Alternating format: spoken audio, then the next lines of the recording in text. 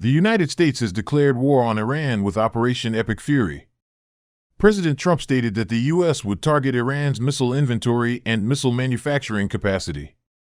Trump also stated that the U.S. will target Iran's navy and the terrorist proxy network that Iran has established throughout the Middle East. Decapitation strikes are occurring against Iran's military and government leadership. There are reports that strikes have occurred that targeted Iran's Islamic Revolutionary Guard Corps, General Mohammad Pakpour.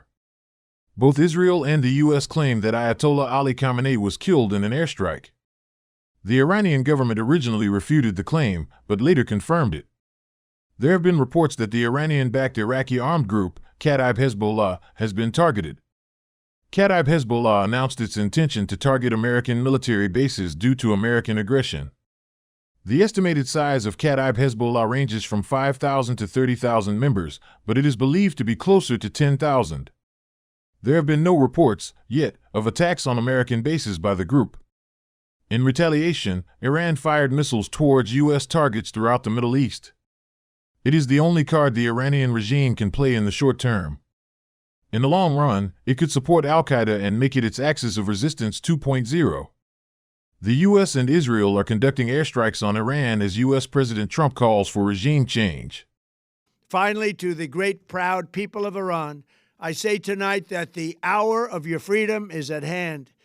Stay sheltered. Don't leave your home. It's very dangerous outside. Bombs will be dropping everywhere.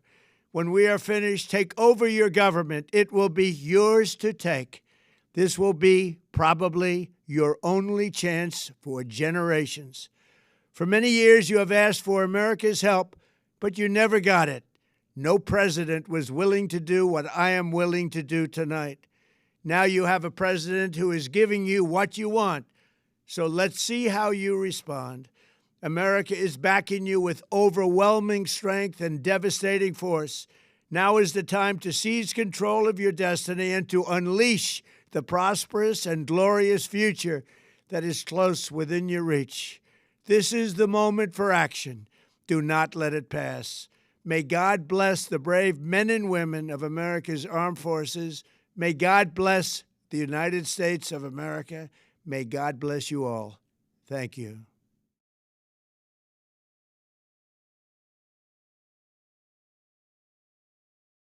Iran is not Venezuela. The Trump administration conducted a decisive, limited operation against Caracas, the capital of Venezuela. The objective was to disrupt the capital's air defenses, insert a special forces team at President Maduro's compound, and extract him and place him in American judicial custody. The Trump administration then sought to make a deal with Vice President Delcy Rodriguez.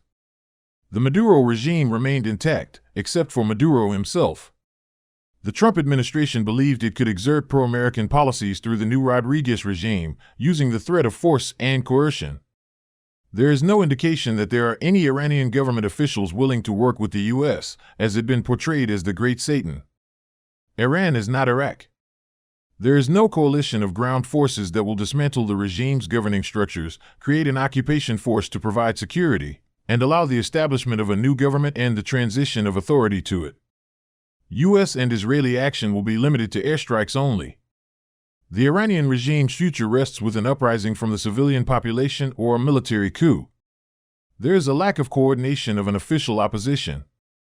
The U.S. could seek to reinstall Iran's exiled crown prince, Reza Pahlavi, but that also may divide Iran more than it will unite it. Iran is not Libya. In 2011, NATO conducted Operations Odyssey Dawn and Unified Protector to protect civilians from Libyan dictator Muammar Gaddafi's government forces. The air campaign's ultimate mission was for regime change. Unlike Iran, Libya had a rebel force, but by mid-March, Gaddafi's forces had regained most of the country. NATO conducted airstrikes to diminish and degrade Gaddafi's forces and provided air support for ground operations that rebel groups were carrying out. A significant proportion of Gaddafi's forces was composed of ethnic Tuaregs from Mali. After the regime fell, many Tuaregs took small arms, explosives, and some heavier weaponry back to Mali to lead a new Tuareg uprising.